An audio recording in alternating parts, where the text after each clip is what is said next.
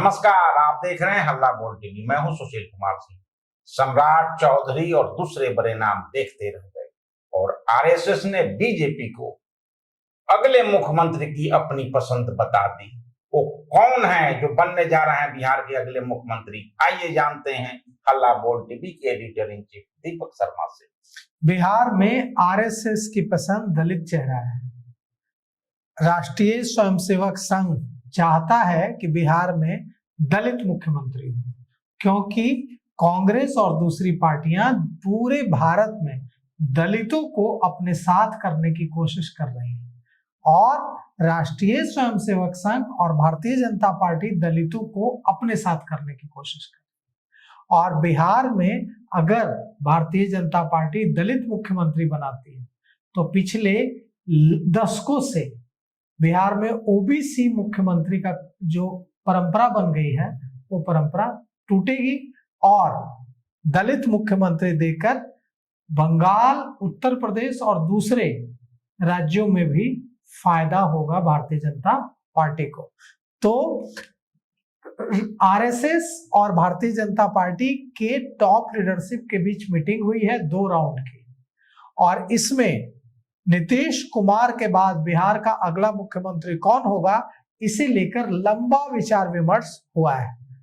25 मार्च को दिल्ली में भारतीय जनता पार्टी और राष्ट्रीय स्वयंसेवक संघ के वरिष्ठ नेताओं की बैठक हुई और इसमें आरएसएस ने वकालत की है कि मुख्यमंत्री वह व्यक्ति बने जो खाटी भाजपाई हो और दलित चेहरा हो।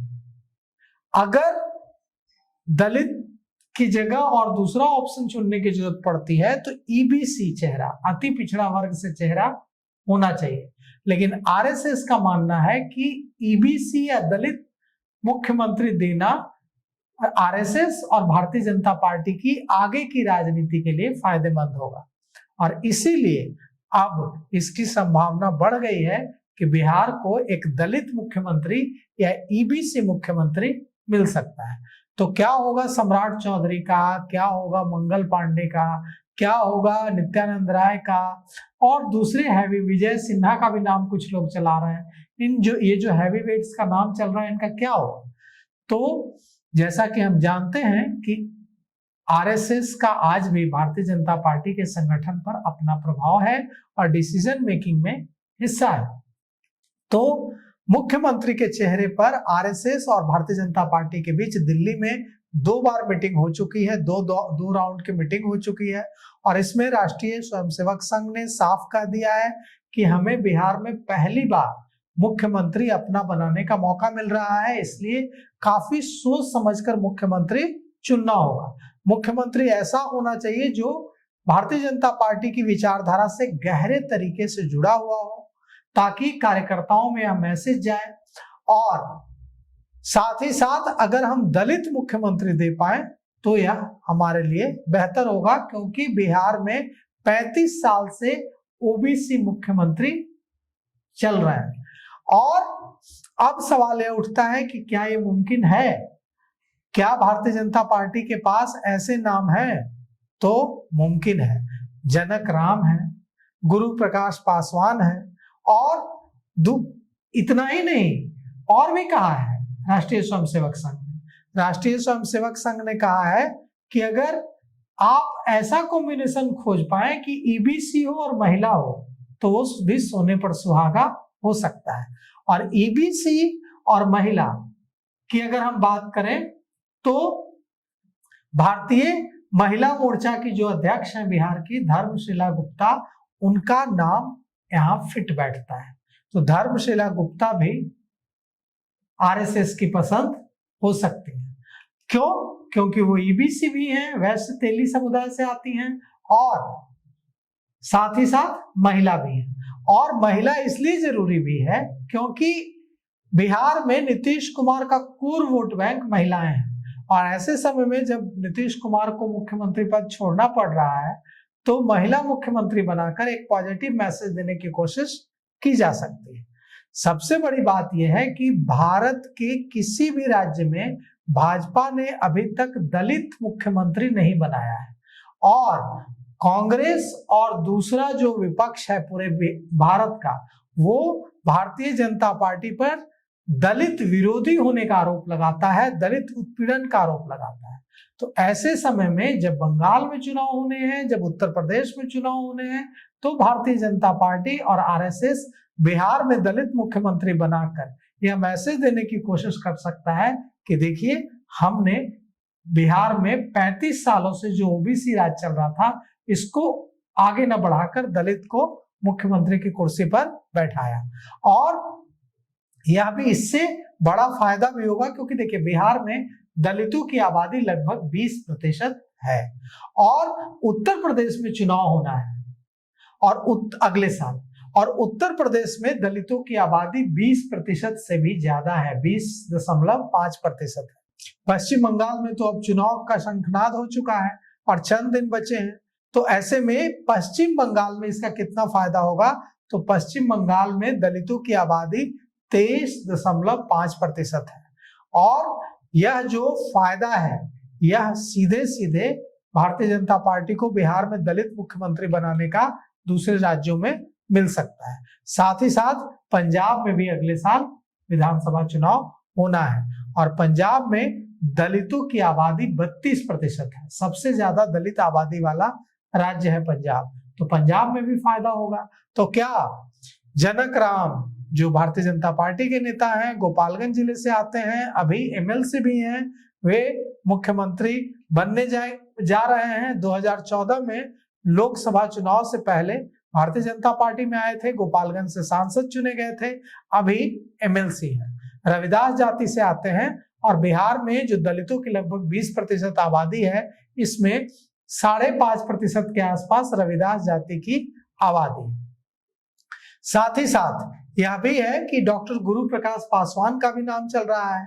गुरु प्रकाश पासवान वाजपेयी सरकार में मंत्री रहे, डॉक्टर संजय पासवान के बेटे हैं और भारतीय जनता पार्टी के राष्ट्रीय प्रवक्ता हैं।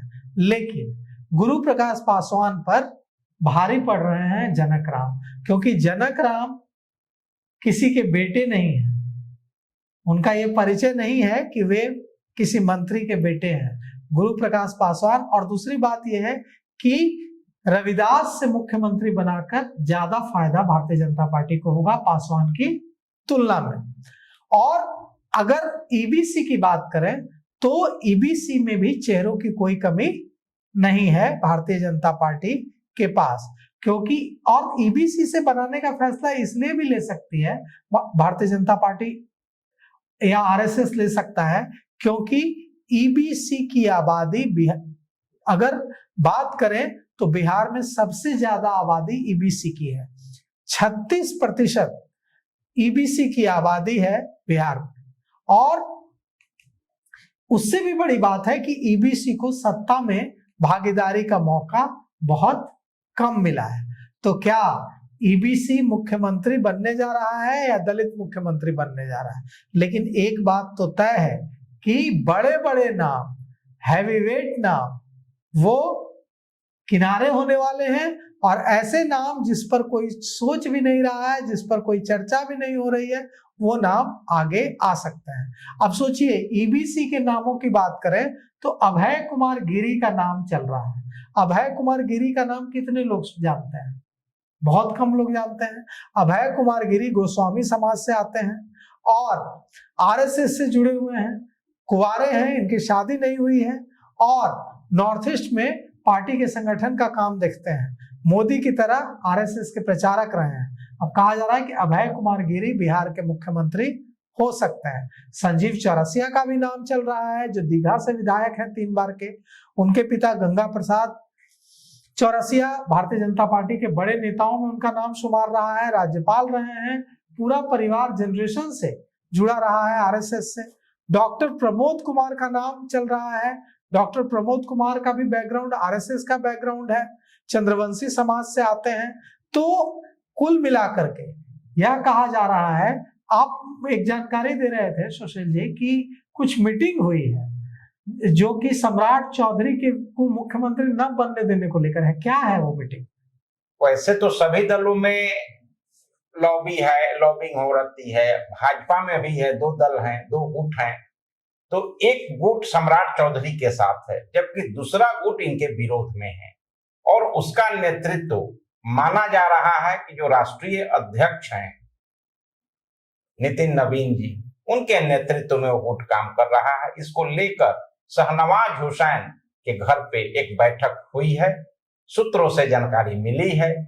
अब देखिए ये जो मीटिंग हुई है इसके बारे में हमें पक्की सूचना नहीं है, हम भी सूत्रों के हवाले से बता रहे हैं कि मीटिंग हुई है। और अब देखिए जल्द ही बिहार में यह सामने आ जाएगा कि नीतीश कुमार कब पद छोड़ेंगे और मुख्यमंत्री कौन बनेगा। तो अब ये तो आने वाला समय ही बताएगा, लेकिन दलित कार्ड भाजपा का और आरएसएस की जो पसंद है वो अब तक भारी दिख रहा है। अब किसके सिर सेहरा सजता है ये तो अगले चंद दिनों में स्पष्ट हो जाएगा। तो तब अभी के लिए इतना ही, देखते रहिए हल्ला बोल। धन्यवाद।